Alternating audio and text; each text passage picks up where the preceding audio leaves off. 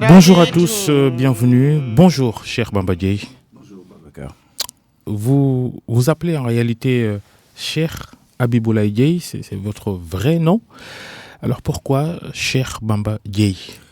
Vous savez, mon père, comme tous les Sénégalais le connaissent, est un spécialiste de la Mouridia. Et je voudrais bien avant même profiter de l'occasion pour vous remercier et remercier l'ensemble des auditeurs de la RFM.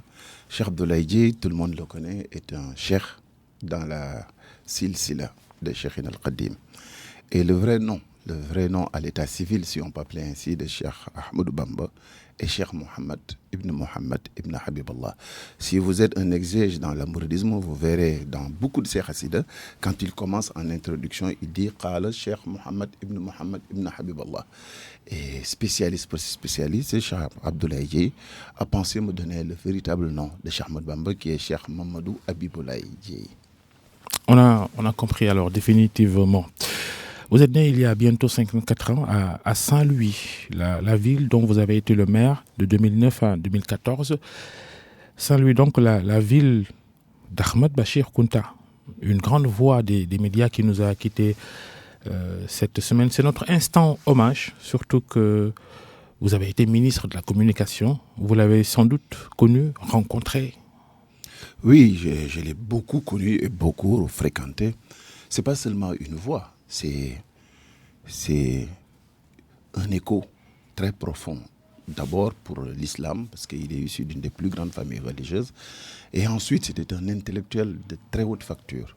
Quelqu'un qui était à cheval sur une culture occidentale affirmée et un ancrage très profond dans la culture islamique. Et il vivait cela, c'est cette ambivalence qui en faisait. C'est la culture Saint-Louis, la culture Kounta qui a fait de ça. Absolument. Qui a fait de lui ce qu'il est devenu, qu'on l'a tous remarqué. Mais absolument. Et je voudrais homme cultivé, on est d'accord avec vous. Vraiment profiter de l'occasion pour présenter mes condoléances bien au-delà de sa famille à toute la communauté nationale, parce que nous avons perdu un très grand intellectuel et un très grand acteur pour la cohésion nationale et un homme de l'islam qui était vraiment quelqu'un que j'appréciais énormément et qui me le rendait beaucoup. Bachir Kounta, longtemps porte-parole de la famille religieuse, comme vous dites, la famille religieuse des Khadres de Ndiassane, où il repose depuis vendredi. On ne quitte pas Saint-Louis, cher Bamba Dieye, où l'hécatombe se poursuit dans le monde des pêcheurs. Plus d'une dizaine de morts enregistrées ces derniers jours. Accidents haute mer, chavirement de pirogue, mauvaise météo. Mais oui, absolument. Vous savez, c'est un véritable drame humain. Et je voudrais vous remercier de m'avoir donné la possibilité de revenir pour au moins rafraîchir la mémoire des Sénégalais. Vous savez, depuis 2003, l'ouverture de la brèche pour accéder dans une séquence temporelle quelque chose de crédible, il se passe presque chaque année entre 20, voire parfois même 50 morts liés aux activités de la pêche. Et de ce point de vue-là, depuis 2003, nous avons enregistré plus de 360 décès. C'est un des métiers les plus durs et les plus difficiles. Quand on parle de travail décent, voici un secteur qui mériterait l'attention de la République et l'attention des pouvoirs publics. De ce point de vue-là, c'est un métier pour lequel qui prend les enfants à l'âge de 12-15 ans et qui épuise la personne bien avant les 35 ans. Ce qui veut dire que pour le reste de sa vie, si rien n'est fait, si le système économique n'est pas organisé, si tout n'est pas fait pour permettre aux pêcheurs dans ce laps de temps de travail extrêmement pénible, qu'ils puissent se prendre en charge ses obligations de famille et assurer sa retraite, voici les raisons d'une précarité totale. Gendar, votre quartier d'ailleurs, Gendar, le quartier le plus touché par ces drames qui ne s'arrêtent pas. Mais oui, absolument. Et ce n'est pas seulement les périls en mer et les morts. Vous savez, Saint-Louis fait face à ce qu'on appelle le changement climatique de manière générique et la région côtière de manière très pratique. Et de ce point de vue-là, il y a une menace terrible quand j'étais maire de Saint-Louis. Vous êtes ambassadeur des Nations Unies sur le sujet d'ailleurs. Mais absolument, j'ai déjà piloté pour le compte de ce système des Nations Unies sur beaucoup de continents des problématiques liées au changement climatique. Et c'est la raison pour laquelle, quand j'étais maire, j'avais organisé pour anticiper un forum international sur les changements climatiques. Et avec ONU Habitat, nous avons commencé à construire au moins 68 maisons pour prendre en charge ce problème-là. Ceci est un problème qui montre le déficit que nous avons sur l'échelonnement des priorités. Vous savez, la Langue de Barbarie, c'est plus de 100 000 personnes qui y vivent. Et quand j'étais maire, en 2009, la première année, on a perdu presque 10 maisons. Aujourd'hui, c'est des centaines de maisons qui sont perdues et nous avons commencé à enregistrer des pertes en vies humaines. Rien que sur l'avancée de la Des maisons, des écoles touchées. Mais absolument. Et c'est l'ensemble de l'économie, de l'activité humaine qui est paralysée. Je crois qu'on ne peut pas trouver, dans l'échelle des priorités, quelque chose qui est plus urgent. Le gouvernement a pourtant pris un certain nombre de mesures.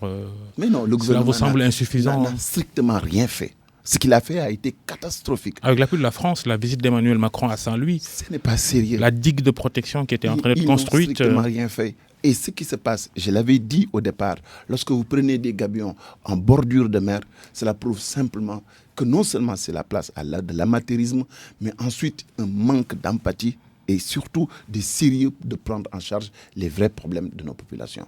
Ce qui s'est passé, ils ont pris 3 milliards qu'ils ont jetés par la fenêtre. Ils ont donné à une entreprise qui a fait des choses qui ne tenaient pas avant même que ces travaux ne finissent. Et ils ont montré leurs limites. Ce qu'il nous faut, et ce n'est pas une inconnue, pour prendre en charge des établissements humains le long des lignes d'évolution des régions côtières, les techniques sont éprouvées. Le monde connaît ce qu'il faut faire et de ce point de vue-là, il nous faut non seulement créer une digue de protection au niveau de la Langue de Barbarie, une zone tampon avec une route et ensuite délocaliser toutes les populations qui vont être impactées. C'est l'eau globale. Il est possible de le faire puisque ça ne coûtera pas de manière approximative, et les études vont le prouver, pas plus de 100 milliards de mon point de vue. Nous avons un budget national qui aujourd'hui est conséquent. Et à l'échelle des 7 années de magistère de Macky Sall, c'est 22 000 milliards de nos francs qui ont été consommés. Qu'est-ce que représente 22 000 milliards par rapport à 100 milliards de besoins? C'est toute la question et c'est à ce niveau-là que nous avons un problème par rapport à la gouvernance et c'est à ce niveau-là que nous avons un problème par rapport aux actes qui sont posés. Un déménagement de ces quartiers-là c'est impensable pour vous, aux autres Guet-Ndarié, aux autres quartiers en bordure de quartiers côtiers de Saint-Louis. Vous savez, quand vous prenez le cas de Dubaï par exemple, des pays sont capables de gagner des espaces sur la mer. Donc la question même d'enlever tout le monde pour délocaliser, libérer la Langue de Barbarie, etc., pour moi, cela relève d'une certaine forme de défaitisme, puisque nous sommes dans des postures et dans des situations que techniquement, nous pouvons prendre en charge. Pour une solution durable, structurelle. La solution durable et structurelle, elle est de libérer une zone tampon entre la plage et les premières maisons, sur laquelle on construira une digue et une route, et au-delà, on mettra les équipements qu'il faut, des tétrapodes, pour non seulement briser la houle, mais ensuite protéger la Langue de Barbarie. Ces techniques-là sont connues de tout le monde. Ce qu'il nous faut, c'est une volonté politique réelle. Et c'est monstrueux. Lorsque vous avez des problèmes de menaces sur plus de 100 000 personnes, que vous voulez nous replancher sur la France ou la Banque mondiale. J'ai été maire de Saint-Louis. Nous avons des projets qui sont en cours dans la ville de Saint-Louis. Des projets qui ont commencé avec Ousmane Masseck Ndiaye, qui se sont poursuivis avec moi et qui continuent avec l'actuel maire Mansour Faye. Et ces projets n'ont pas encore commencé à épuiser 10% de leur potentiel. Cela voudrait dire que lorsque le gouvernement du Sénégal fait face à de vraies priorités qui touchent la vie des Sénégalais, il préfère laisser tomber, nous reposer dans un futur hypothétique. Alors que pour les jouets du président de la République, parmi un de ces jouets, c'est le terre, qui ne nous sert strictement à rien, il a été capable non seulement d'aller à plus de 1400 milliards, mais ensuite, pour que son jouet beaucoup d'habitants de la périphérie de Dakar, de la banlieue, ne seront pas d'accord avec vous quand vous dites que le terre est un jouet et que ça ne sert à rien. C'est un jouet, je vais revenir là-dessus. Je dis simplement que pour que son jouet lui soit livré avant le début des élections, il a été capable de rallonger près de 200 milliards. Et c'est ça le problème. C'est monstrueux. Maintenant, revenons techniquement sur les qualificatifs liés aux terres. Ils disent qu'ils vont transporter 110 000 voyageurs jour. L'aéroport de Diass n'a pas une capacité supérieure à 15 000, 20 000 voyageurs jour. Donc, il va leur rester 90 000 personnes. Ce n'est pas que pour les voyageurs, c'est pour les habitants de... Mais non, attends. Aujourd'hui, regardons les conditions. Vous croyez que les populations de Diass, de Diamniadio, de Rufisque, de Pikine, de Guédiawaye ou d'ailleurs vont sentir le besoin à côté du Ndiaga Ndiaye d'aller prendre un terre qui va leur coûter 3 fois ou 4 fois plus cher?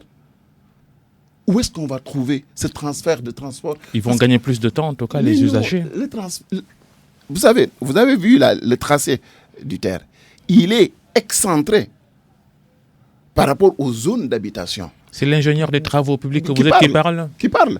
Et ensuite, comment est-ce que vous pouvez concevoir que citoyens puissent aller prendre un car rapide ou un bus pour aller rejoindre le terre et ensuite prendre le terre pour aller à sa destination, alors que... Il faut peut-être un système de liaison pour... Rien que le transport pour rejoindre le terre suffirait pour l'amener à Dakar. Donc, voici les problèmes concrets que nous avons sur cet investissement. Il n'est pas prioritaire. Il n'est pas porteur de transfert de technologie. Il est excessivement cher.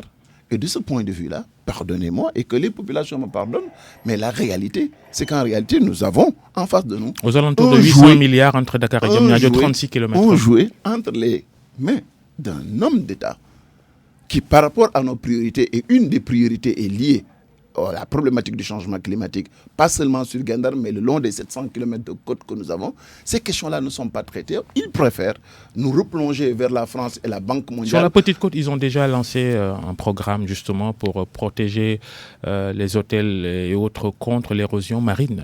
Ça existe quand même. Ce qui s'est fait sur la petite côte, et de manière conséquente, c'est la protection que le président Abdoulaye Wade avait fait au niveau du palais présidentiel qui se trouve sur la petite côte. Vous savez, de manière générique, on vous dit qu'il vous faut 1 million de francs par mètre linéaire de protection. Vous vous rendez compte que ce qui est fait est très insuffisant encore. Et de ce point de vue-là, nous sommes en face de ce qui va caractériser les établissements humains, la sécurité des citoyens. C'est une problématique mondiale qui s'impose à tout le monde. Et je vous rappelle que dans les États insulaires, aux îles Maldives ou ailleurs, dans les îles du Pacifique, des établissements humains ont été complètement effacés. Et ici au Sénégal même, nous le connaissons avec des îles qui ont disparu. Et c'est cela la vraie problématique à ce niveau-là. Pour le cas de Gendar, c'est cela. Nous avons un problème. Le gouvernement du Sénégal refuse de le prendre en charge. Ils sont spécialistes en eurobond. Ils sont spécialistes dans les critères qui les intéressent pour capter et siphonner de l'argent public. Ils sont spécialistes pour aujourd'hui enrichir des entreprises étrangères. 10 mois sur les 7 années, l'entreprise sénégalaise de travaux publics qui a été créée et qui a connu une avancée fulgurante. Les majors que nous avions, ils sont restés en l'état. Et on dit souvent que lorsque le bâtiment marche, tout marche.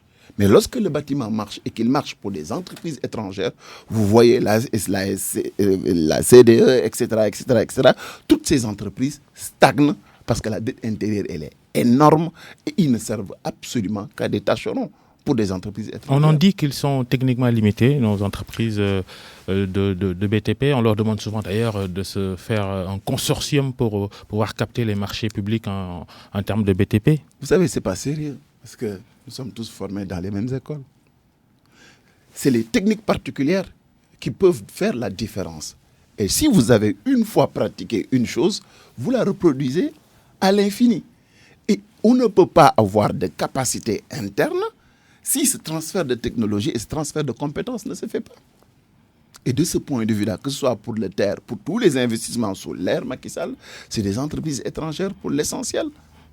Et c'est ça la réalité. Donc, quelle est la plus-value?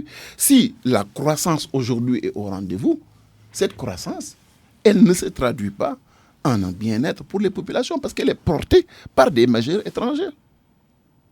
Et c'est ça le problème et la problématique que nous vivons dans notre pays. Pour fermer ce chapitre, puisqu'on avait commencé par ça, on retourne un peu à la pêche, la disparition de pêcheurs que vous déplorez d'ailleurs. Vous êtes guendarien. Culturellement, il y a aussi des problèmes. Le mode de travail des pêcheurs qui ne change pas. Les mêmes pirogues. Ensuite, ça ne porte pas des gilets de sauvetage, on ne regarde pas la météo, on ne veut pas tenir compte des alertes sur la mauvaise météo, parfois en haute mer. C'est le problème de... Vous savez, Babacar, tout cela, c'est des faux fuyants. Parce qu'il est de la mission de l'État d'éduquer, de former, d'encadrer et de secourir les populations. La citoyenneté ne s'acquiert pas. On l'a construit auprès des individus par l'éducation, par la formation. La mission de l'État, c'est d'encadrer les secteurs professionnels en les aidant et en les mettant dans la dynamique de l'évolution du monde. Au jour d'aujourd'hui, et dans le secteur que je connais, qui est la pêche, je dois dire que l'aide et l'appui de l'État est ultra périphérique et ne va jamais dans le fond. Et c'est ça la réalité. Regardez la subvention et les levées de dettes qui sont faites au niveau du secteur agricole. On n'est pas dans les mêmes proportions que pour le secteur de la pêche. Et je pense quand on laisse les populations en rade et qu'on les oublie, on intervient chez eux que lorsqu'ils ont un problème avec la Mauritanie, ou on intervient que lorsqu'il y a des gens qui meurent. Ce n'est pas de la politique économique, ce n'est pas aussi du développement. Malheureusement, c'est ça le tribut de nos populations. Cheikh Bamba Dièye, l'invité du grand jury de RFM cette semaine, député et leader du parti politique FSD/BJ, Front pour le socialisme et la démocratie, Benno Djoubel, candidat à la présidentielle de 2012, vous êtes arrivé 6e sur 14 candidats au premier tour. Vous ne vous présentez pas en 2019. Pourquoi ? Vous savez, parce que je suis un acteur politique et je me vois très lucide et très objectif. Vous savez, nous avons, avec beaucoup de concitoyens, contribué à faire de la démocratie sénégalaise ce qu'elle est aujourd'hui. Et pour l'histoire de 2012, beaucoup de Sénégalais se souviendront des attitudes et des comportements des acteurs de la vie politique dont je fais partie, et pour faire en sorte que le Sénégal reste une démocratie. Nous avons été acteurs de premier plan, nous avons suivi le processus. Nous sommes arrivés à une situation où l'essentiel des acquis que nous avons voulu préserver en 2012 sont en train de nous échapper.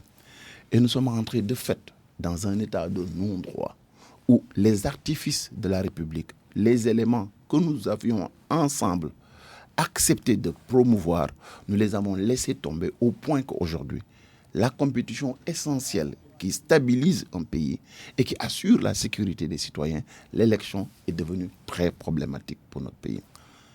Je pense que dans de telles circonstances, la lecture objective que nous, au niveau du FSD/BJ, nous avons fait, c'est-à-dire qu'il nous faut nécessairement faire en sorte que les acquis que nous avions eus et que nous avons perdus aujourd'hui, la vitrine démocratique sénégalaise qui s'est fissurée, il est extrêmement important, compte tenu de ce qui a été inséré dans le dispositif depuis cette année, qu'il nous faut nécessairement des blocs forts pour pouvoir réaliser notre objectif. Et j'ai tellement raison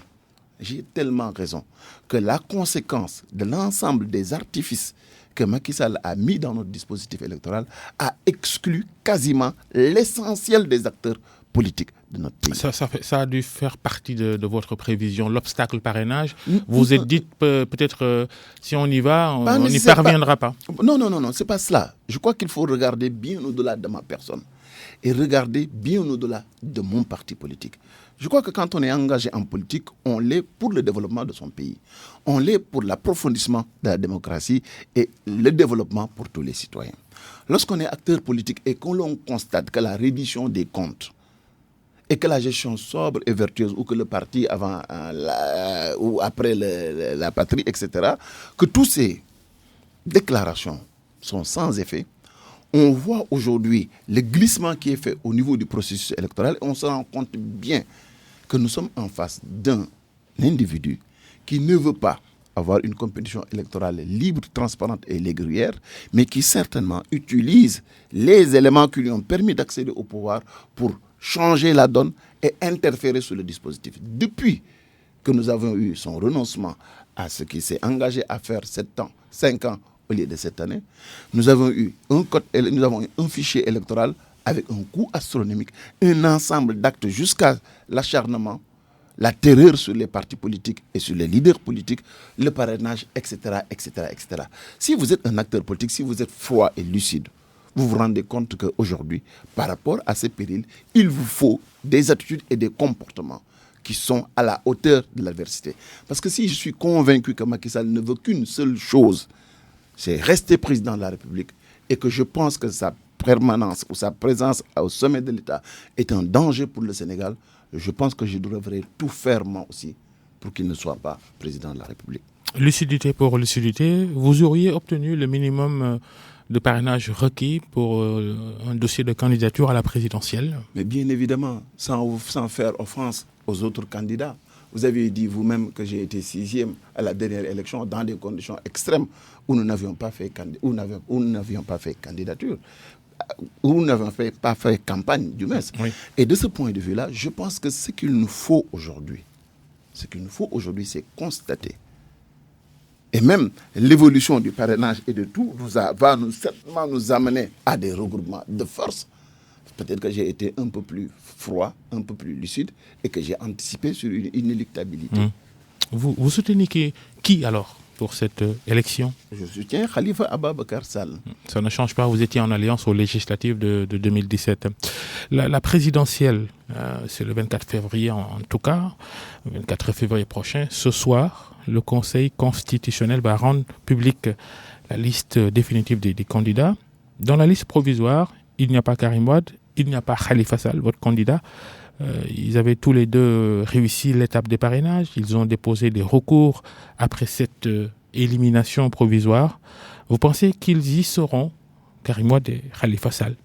Ils devront y être si on veut consolider la démocratie sénégalaise, si on conçoit que nous sommes en élection non pas pour de la violence inutile, mais si nous sommes dans une volonté de construction nationale.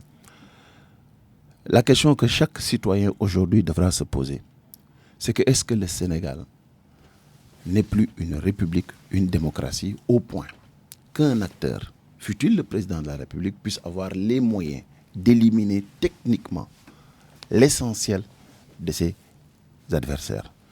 Au jour d'aujourd'hui, tous les Sénégalais sont conséquents pour reconnaître qu'en éliminant ou en essayant d'éliminer Khalifa Ababakar Sall et Karim Wade, il essaie de neutraliser plus de 35% des intentions de vote. Des postures neutres et des opinions neutres sur ces deux cas soulèvent quand même des problèmes de droit dans ces dossiers de candidature? Non, il n'y a pas de problème de droit.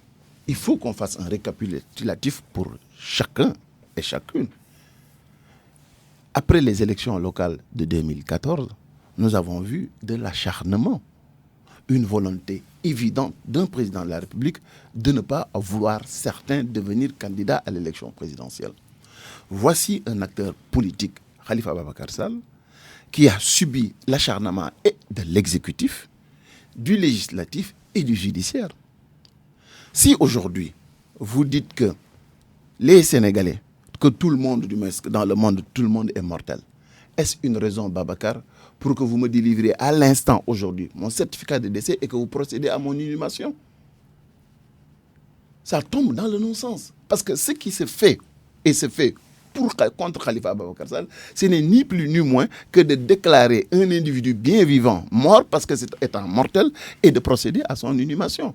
Ce qui se passe, c'est quoi? C'est que nous avons été acteurs, nous avons subi l'exécutif qui s'est initié au niveau d'une collectivité locale pour ensuite chercher les moyens, et l'ensemble des juridictions internationales nous ont au moins clarifié là-dessus, et un nombre important de Sénégalais se sont opposés à cet état de fait. Nous-mêmes, nous avons à l'Assemblée nationale dénoncé des entorses par rapport à la Constitution sur l'immunité parlementaire, et vous avez vu, vous les acteurs de la vie nationale, comment le gouvernement du Sénégal, l'exécutif, le président Macky Sall, ses ministres de la Justice ont procédé avec Khalifa Ababakar Sall. Rien n'a été transparent, rien n'a été régulier, ce n'est ni plus ni moins que de l'acharnement. En réalité, posons-nous la question, est-ce que si un président de la République a pour vocation de créer les conditions de l'émergence, de faire en sorte que ce pays en soit en sécurité, est-ce que ce président de la République puisse aujourd'hui avoir l'attitude et le comportement de Macky Sall qui consiste à cibler des acteurs politiques, à les menacer et à mettre une terreur absolue sur l'espace politique sénégalais pour en définitive exclure de manière directe en utilisant les artifices de l'État. Et je reprends très bien, et je suis totalement d'accord avec le professeur Kader Boye. Alors les adversaires de Macky Sall n'ont-ils pas cédé justement à cette terreur dont vous parlez? Les jeunes de l'opposition même le soulignent, ils disent que la lutte face à Macky Sall n'est pas très efficace. Écoutez, en réalité... Vous-même, cher Bamba Dièye, on vous a vu la veille de la dernière présidentielle, beaucoup plus présent sur le terrain que maintenant, là. Non, mais attendez, la question n'est pas aujourd'hui quelle est ma réaction ou la réaction d'un X ou d'un Y. Nous sommes ensemble dans une communauté nationale. Est-il acceptable, Babacar, même si je dormais, qu'un citoyen, quel qu'il soit, puisse être violenté, ses droits méprisés et écrasé, humilié, juste parce qu'on le craint? C'est ça la question de fond. Et je crois que les Sénégalais aujourd'hui devraient éviter le piège du tout politique et des affaires politiques. Il s'agit de la nation, de la liberté que la Constitution garantit à chaque individu, de la possibilité pour tout citoyen incriminé de pouvoir se défendre. Tel n'a pas été le cas. Et au jour d'aujourd'hui, chaque citoyen est interpellé. Parce que ce qui a éliminé Khalifa Ababacar Sall et 20 autres candidats ne laissera personne en rade. Parce que ici, si nous acceptons qu'il y a une logique pour passer au premier tour, cette logique-là suivra son terme. Et au finish, tous ceux qui resteront malheureusement sous certains rapports pourraient être utilisés comme alibi, comme faire valoir. Et c'est ça le risque majeur. La question n'est plus de savoir si X ou Y se mobilisent. C'est tous ensemble que nous devrons lutter. Parce que nous devrons garantir à Khalifa politique et citoyen tout court. Absolument, absolument, puisqu'il s'agit de la nation.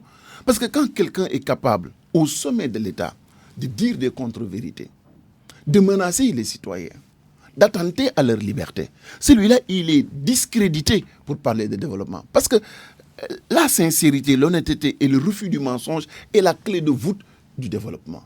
Et ce n'est pas pour rien qu'aux États-Unis, si vous mentez, ils vous destituent. Et Serigne Touba dit, ici dans ce pays, que Bayi Fen Mogen Jang Al-Quran. Et de ce point de vue-là, je pense qu'il est extrêmement important que les Sénégalais mesurent le danger qui est au-dessus de la tête. Et pour revenir sur la déclaration du professeur Kader Boye, il disait simplement, il ne faudrait pas que l'on confonde l'état de droit avec le droit de l'État ou le droit d'un individu. Le droit de Macky Sall, les pouvoirs du président de la République sont assujettis au respect de la loi. Et malheureusement, aujourd'hui, la loi n'existe plus. Sinon, elle est là juste pour encadrer les désirs du président de la République. Et c'est le danger qui nous guette. Et bien au-delà de ce que moi je ferais ou ce que un autre faisait, et résister, refuser, se battre est devenu une obligation, pas seulement pour Cheikh Bamba Dièye, mais pour tous les citoyens de ce pays. Vous ne vous battez pas assez alors. C'est votre constat. C'est votre constat. Vous pouvez le dire. Je suis désolé. Parce que se battre assez, c'est quoi? C'est poser des bombes? Non, mais pas du tout. Se battre assez, c'est quoi? C'est non seulement marquer sa déprobation, son refus. Mettre la pression sur le pouvoir, si vous... mettre la pression dessus. Et en réalité, aujourd'hui, vous croyez que ce que les Sénégalais font, ce n'est pas encore suffisant? Est-ce que vous mesurez la terreur à côté qui est mise devant les Sénégalais? Et ce jeu-là, Babacar, ça va profiter à qui? Si moi, j'élève le niveau de ma résistance vis-à-vis du pouvoir oppressif qui est devant nous, demain, si nous entrons dans les ténèbres de la violence, parce que c'est ça qui va arriver, et parce que personne n'a fait quelque chose aujourd'hui pour refuser au Sénégal d'entrer dans ce cycle de violence, nous allons y entrer. Peut-être que nous retardons ce que vous appelez de la mollesse, peut-être que c'est une volonté de conservation des équilibres qui font la stabilité de notre pays. Mais absolument, par rapport à cette situation-là, nous sommes bien obligés d'aller dans cette direction. Il y a des jeunes de l'opposition qui sont arrêtés à Guédiawaye, soupçonnés d'avoir voulu saboter la visite de Macky Sall en banlieue de Dakar cette fin de semaine. Arrestation presque dans l'anonymat, une question que même l'opposition ne prend pas en charge en son sommet. Mais si nous le prenons en charge, parce que moi personnellement j'ai été présent partout, et de ce point de vue-là, ce n'est qu'un début. Parce que devant l'inacceptable, le citoyen, par rapport à la Constitution, est dans les obligations de se défendre. Et il ne faudrait pas que quelqu'un ici vienne pour dire aux Sénégalais pas de la violence. Parce que le promoteur de la violence dans notre pays, c'est Macky Sall et personne d'autre. Et ce qu'il cherche, il va l'avoir. Il va l'avoir dans des proportions qui seront désastreuses pour notre pays et pas acceptables pour l'image de notre démocratie. Parce qu'en réalité, si la règle était respectée, si la transparence était démise, si la compétition était régulière on n'aurait pas besoin de manifester à tout bout de champ. On n'aurait pas besoin de nous opposer à la police ou de nous opposer à qui que ce soit. Mais aujourd'hui, concrètement, et les jeunes ont bien raison, et les acteurs politiques vont tirer les leçons de tout cela. Parce que, vous imaginez, moi j'ai été candidat à l'élection présidentielle. Je sais ce que cela coûte de se préparer pour être candidat.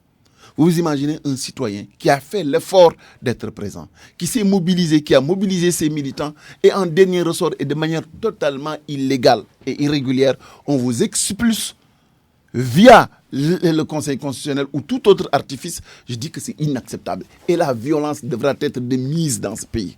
Parce que nous l'avons construit. Et que Macky Sall a créé les conditions de la violence dans ce pays. Il n'y a plus de retour en arrière. Vous vouliez parler de vigilance, que la vigilance doit être de mise. Moi, je parle pas de vigilance, je parle de violence. Parce que cela va exister. Et les gens vont être obligés. C'est une obligation de résister. Et je suis le premier à lancer et je l'assume totalement. Je l'assume totalement parce qu'il est hors de question. Vous vous radicalisez? Non, je ne me radicalise pas. Je réagis en fonction de la donne. Parce que nous aimons tous ce pays, Babacar. Au nom de quoi un seul homme devra être à l'aise dans ce pays? Au nom de quoi ses partisans seront les seuls citoyens de ce pays? Pourquoi dans notre propre pays, nous devrons être acculés à quémander nos droits? Pourquoi dans notre pays, un responsable de la dimension de Khalifa Sall est envoyé gratuitement en prison? Pourquoi dans notre pays, il subit l'acharnement des trois pouvoirs de ce pays? Pourquoi dans notre pays, des espaces de la presse sont les complices de ce phénomène-là? Pourquoi dans notre pays, il n'y a plus de droit, il n'y a plus de respect de l'individu? Et si les gens protestent, on dit qu'ils n'ont pas le droit. Mais oui, ils ont le droit de protester. Mais oui, ils ont le droit de opposer de la violence à la violence qui leur est exercée chaque jour. C'est cela la réalité. Et personne ne pourra demain se dédouaner. Parce que quand ça s'est passé, nous étions tous là. Certains se sont enfoncés dans un silence coupable. D'autres ont voulu régler d'autres problèmes. Mais personne n'a voulu toucher du doigt cette réalité-là. Khalifa Sall, vous vous dites sans doute qu'ils lui ont déjà tout pris. Sa liberté, la mairie de Dakar, son poste de député. Et le cas le plus hautement probable, apparemment, c'est qu'il soit empêché de se présenter à la présidentielle. Il a tout perdu ou on lui a tout pris? On lui a tout pris. Et au vu et au su de tous les Sénégalais. Leaders religieux, chefs coutumiers, acteurs politiques, citoyens de la société civile, simples citoyens, tout le monde est là, présent, pour un acharnement gratuit. Et en réalité, il y a une confusion qui est entretenue. C'est-à-dire que quand on a expulsé Khalifa Sall de la mairie de Dakar ou de l'Assemblée nationale, c'est l'exécutif qui parle. C'est l'exécutif qui parle et quelque part, on a l'impression que ce sont des décisions de justice qui sont données. Et même au niveau de la justice aujourd'hui, la décision du Conseil constitutionnel, moi en tant que député, j'ai interpellé le Conseil constitutionnel sur des violations de la Constitution concernant l'immunité parlementaire de Khalifa Ababacar Sall. Le Conseil constitutionnel s'est déclaré incompétent. Et bizarrement, aujourd'hui, sur des cas qui ne le regardent pas, la radiation ou l'inscription sur la liste électorale d'un citoyen sénégalais, il se déclare subitement compétent. Nous avons un problème. Il y a des citoyens de ce pays qui ont abdiqué. Qu'est-ce qu'on a fait à ces pré-retraités ou ces retraités? Où est-ce que dans notre histoire commune, on s'est trompé par rapport à eux? Le Sénégal les a formés. Le Sénégal a dépensé de l'argent. Il les a honorés. Il leur a donné des postes et des privilèges. Qu'est-ce que ce pays leur a fait pour qu'ils puissent nous enfoncer dans les ténèbres et proclamer urbi et orbi que ce pays-là sera à feu et à cendre? Parce que c'est de ça qu'il s'agit. C'est de ça qu'il s'agit. Est-ce qu'il est normal que des gens qui ont atteint la limite d'âge, qui est la moyenne du Conseil constitutionnel, puissent aujourd'hui laisser en héritage un pays à feu et à sang? Parce que ni du point de vue du droit, ni du point de vue de la justice, ni du point de vue de quoi que ce soit, ils n'ont le droit avec eux. Khalifa Sall, si on reste dans l'État, a tous ses droits et doit pouvoir être candidat à l'élection présidentielle. Ce débat alors sur le rabat d'arrêt, après le rejet de tous les pouvoirs de Khalifa Sall sur sa condamnation de 5 ans dans l'affaire de la caisse d'avance de la mairie de Dakar, pour les avocats de l'ex-maire de Dakar, rien que le délai d'1 mois pour déposer un rabat d'arrêt, rien que ce délai est suspensif selon eux.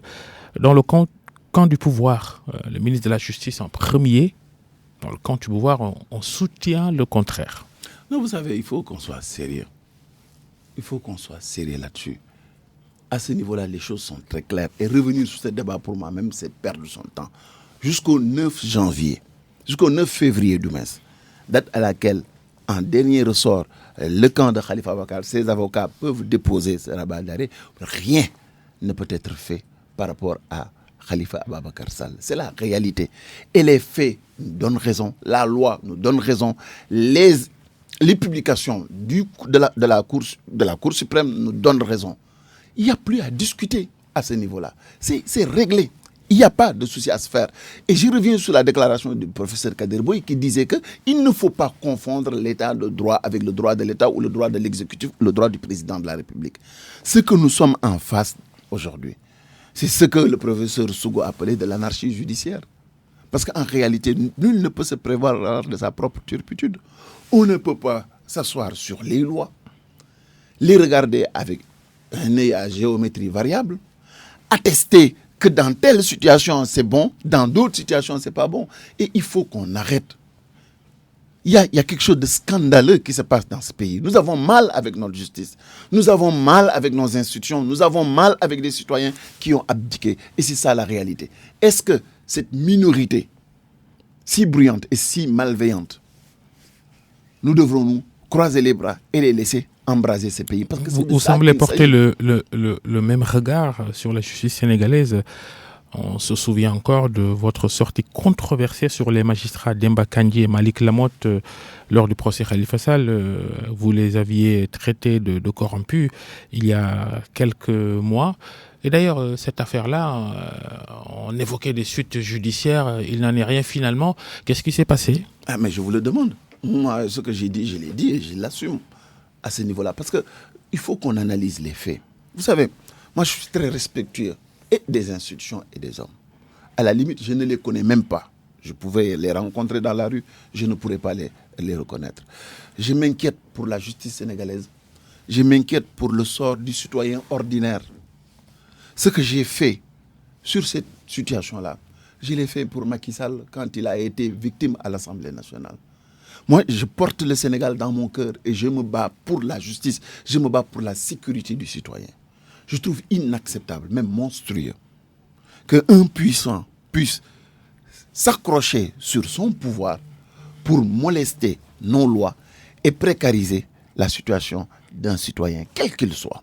Et j'estime aujourd'hui que le fondement même du fait qu'il nous faut réviser ou regarder la justice et aider les juges à se prendre en charge repose sur le fait que les décisions de justice au Sénégal ont été traitées par des mêmes magistrats ou juges ailleurs sur des mêmes dossiers.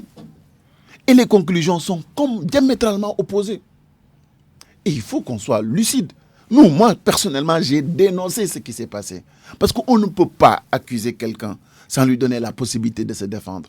On ne peut pas envoyer quelqu'un en prison en méprisant ses droits élémentaires, en méprisant son immunité parlementaire. Pour vous, c'est une situation générale dans la justice sénégalaise. Vous savez, le mal de la justice sénégalaise repose sur le fait que, sur les dossiers qui intéressent le président de la République, nous avons l'impression et le constat amer à faire qu'à ce moment-là, et dans ces cas précis, il n'y a pas de justice au Sénégal.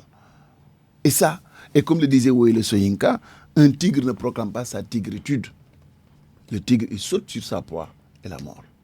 Et de ce point de vue-là, chaque magistrat de ce pays, y compris les citoyens que nous sommes, nous devons tous batailler, être aux côtés des juges, parce que dans cette profession-là, vous le savez et nous le savons tous, il y a des Sénégalais honorables qui ne demandent qu'une seule chose, qu'on les libère et qu'on les mette dans des conditions pour qu'ils puissent arbitrer les différends entre les citoyens. Et de ce point de vue-là, on ne saurait construire un État, un pays, une démocratie et un pays développé si la justice ne retrouve pas ses habits d'or. Nous sommes tous à l'écoute du Conseil constitutionnel, en tout cas, qui dans les prochaines heures va publier la liste définitive des candidats à la présidentielle du 24 février.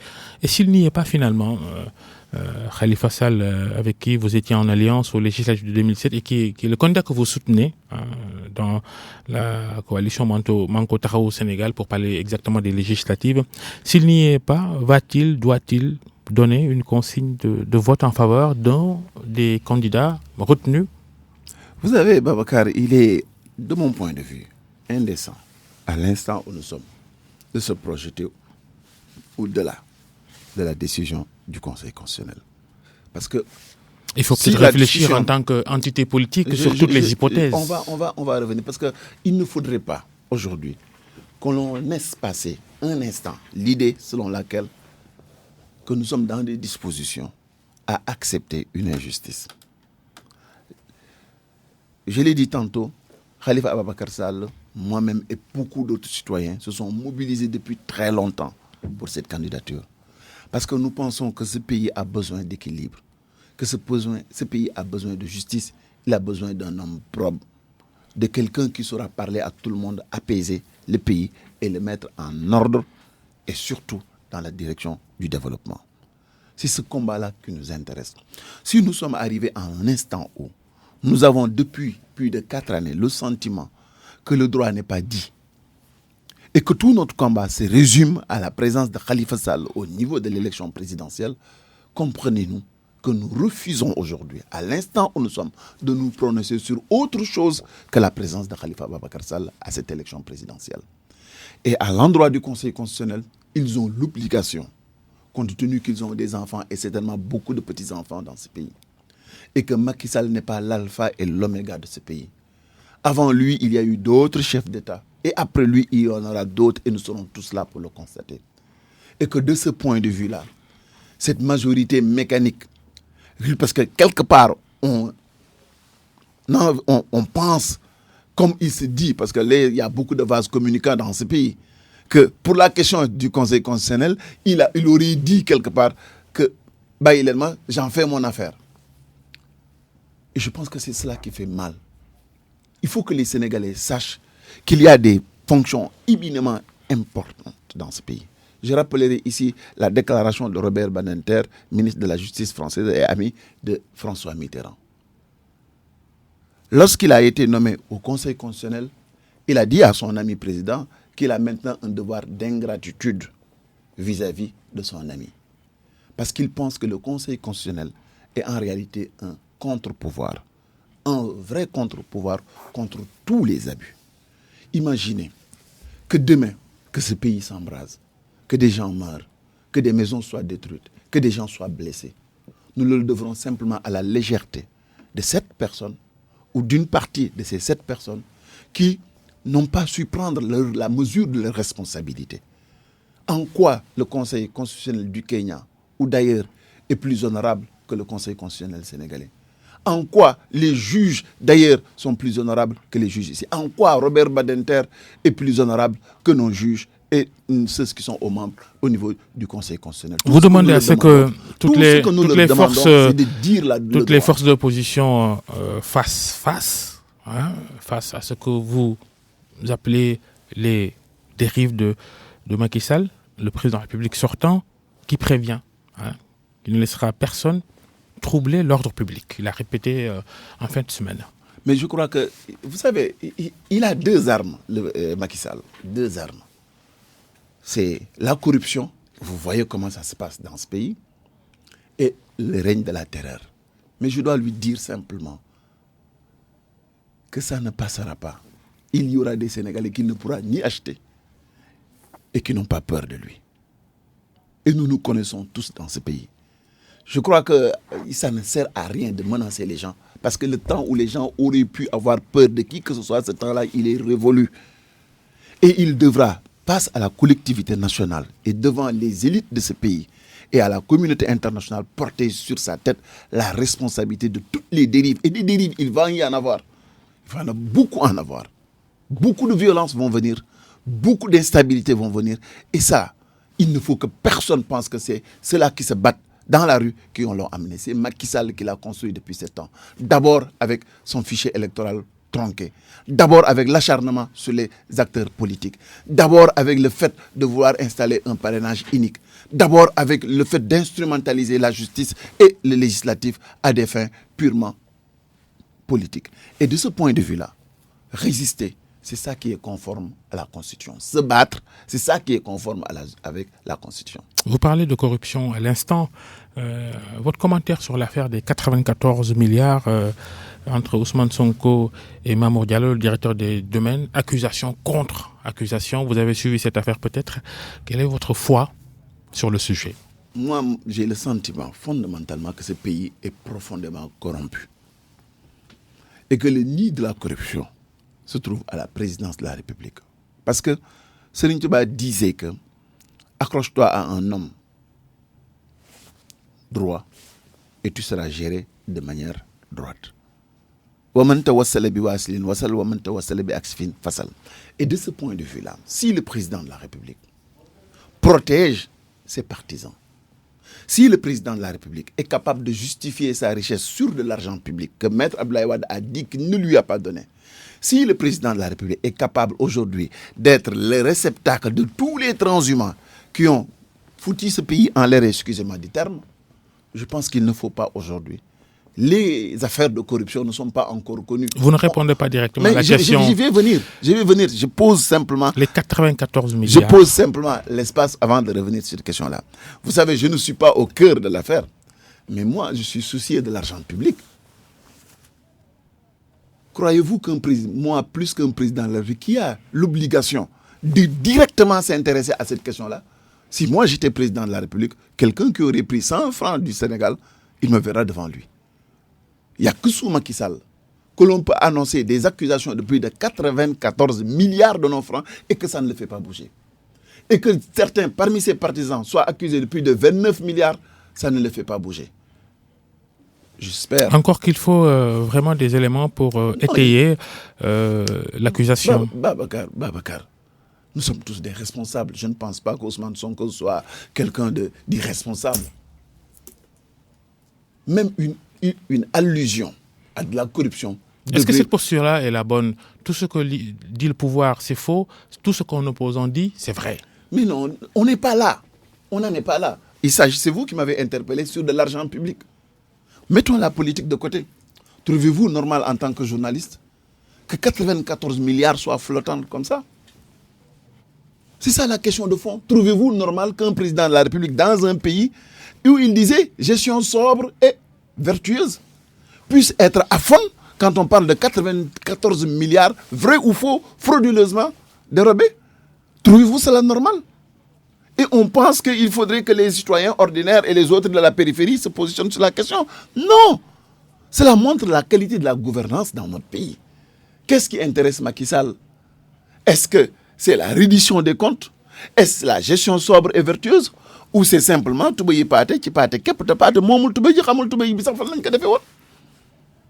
c'est ça la réalité. Au-delà de la question d'Ousmane Sonko et de Mamour Diallo, ou Ousmane Diallo ou Mamour Diallo, la question de fond, c'est que dans la République du Sénégal, sous l'ère Macky Sall, des accusations graves d'une presse de près de 100 milliards sont sur la tête de deux acteurs de ce pays et le président de la République ne bouge pas. Et aucune institution ne bouge. Ni l'Assemblée nationale, c'est la justice qui devrait peut-être ni l'Assemblée nationale, ni le procureur de la République.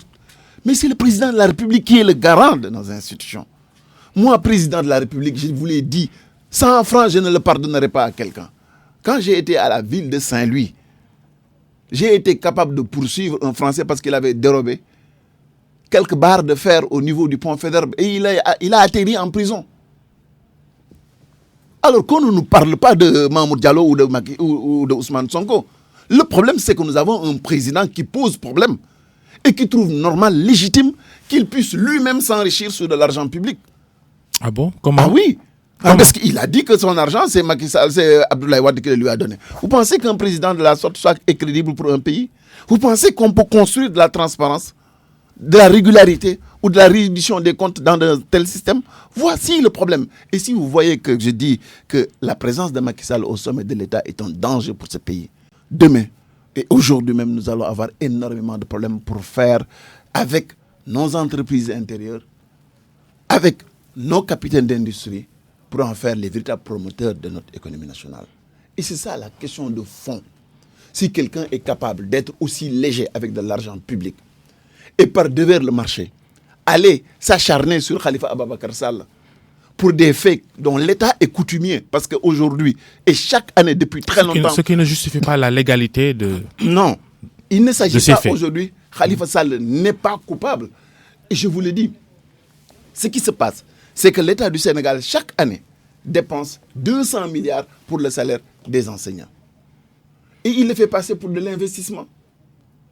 Gérer toute personne qui a été responsable quelque part, écoutez, il n'y a pas très longtemps, ça a été décrié, on parle de 2 milliards qui a été donné à la CAF. Vous pensez qu'à l'Assemblée nationale, cela a été budgétisé? Non, ils vont essayer de le rattraper dans une loi de finances rectificative. Quelqu'un a soutenu le contrat sur cette antenne que ça a été bien dans le budget 2019 du Sénégal. Écoutez, ce qu'il faut remarquer, c'est que quand on vous demande de gérer un État, on vous demande en même temps de gérer les imprévus, de gérer ce que le budget ne peut pas prendre en charge. Vous devrez faire face à des dépenses que vous ne pouvez pas prévoir et vous assumez. L'essentiel, c'est de faire en sorte qu'il n'y ait pas d'enrichissement personnel ou d'enrichissement d'un tiers sur le dos des deniers publics. Et c'est ça qui est important. Malheureusement, avec Macky Sall, on ne l'a pas. Cher Bambadié, merci d'être passé devant le grand jury d'RFM. Vous êtes député, ancien ministre de la Communication. On n'a pas eu le temps de parler audiovisuel, malheureusement.